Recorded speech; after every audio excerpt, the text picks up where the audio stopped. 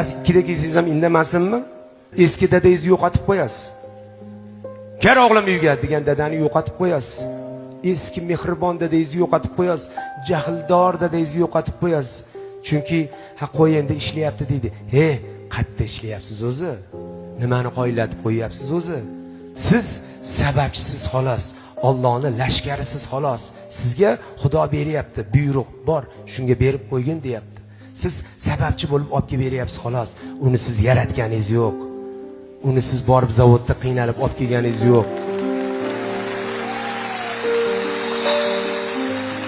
Dadangizni xijolat qilib qo'yavermang hadeb. Agar olib bergan taqdirda ham dada boru yo'llari qilaman siz.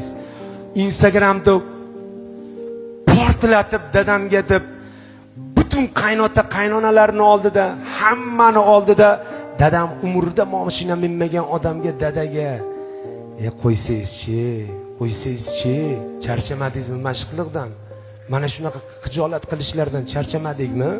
Dadajonimizni endi bir marta keladi dada.